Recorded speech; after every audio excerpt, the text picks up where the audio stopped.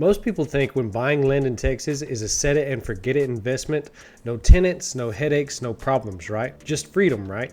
And while that's somewhat the truth, frankly, freedom comes with a price. And if you're not budgeting for these holding costs, you could be burning thousands of dollars every year and not even know it.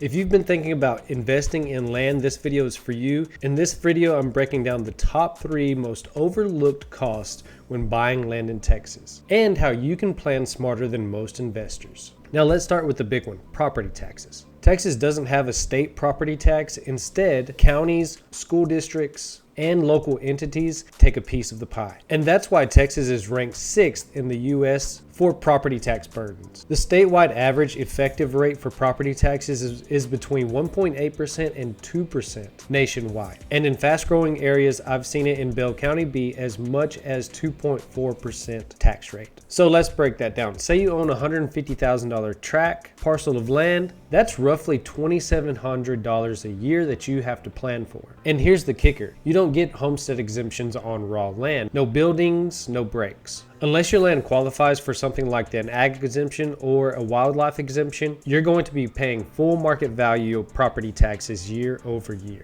And with Texas land historically rising 505% since 1997, those taxes are only going in one direction, and I'm not talking about the band. Next, the infrastructure and developing costs. Because raw land usually means raw utilities, right? So if you're planning to develop this property, here's a quick breakdown using 2025 averages from Angie.com. If you need water and you have to drill a well, you're looking at anywhere from $5,000 to $10,000 depending on how deep the well is, and that is minimal. You have no city sewer, you need a septic tank.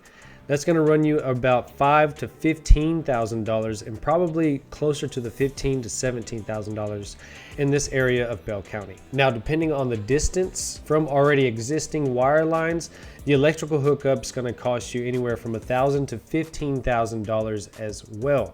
And on top of all those things, you need permits and inspections on each of those items, which is going to run you another $500 to $2,000 depending on your county. And that's before you even get the luxury of gas or internet. So the farther you are from existing lines, the more expensive it gets. And one Texas source estimates costs can hit from $30,000 to $60,000 just to make a royal lot ready to build on. And now number 3, the final one, is financing cost and opportunity costs. Now let's say you finance your land, because let's be real, not everyone can just pay cash for land, right? So that means you're paying interest on whatever you're financing, right? So for an example, financing $100,000 for a piece of land at a 6% interest rate over 20 years adds up to about $86,000 just in interest payments. That's nearly doubling the cost of the land. And on the flip side, paying cash has its own costs too, right? So you tie up money that could have been working for you elsewhere. And that's what Texas Farm Credit calls the opportunity cost of cash. In my opinion, they say it best: once your cash is gone, it's difficult to replenish. That's why many pros finance a property and invest the difference. So owning land can be a powerful move, but only if you know the full picture. Taxes, infrastructure, and the cost of money. They don't show up on the MLS listing, but they hit your bottom line fast. The good news, you can plan around this with a tailored strategy just for you that will save you the most from your investment holding costs. If you're interested in a tailored plan structured just for your situation, comment my tailored plan below in the comments, and I'll send you my Google Calendar link so we can schedule a quick 15-minute consultation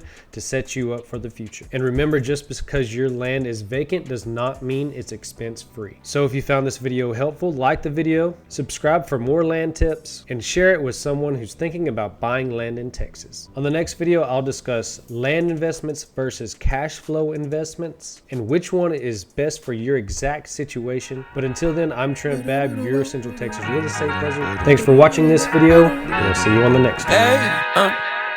To whoever may need this nugget of encouragement, things will be alright, so quit your worry. I get it.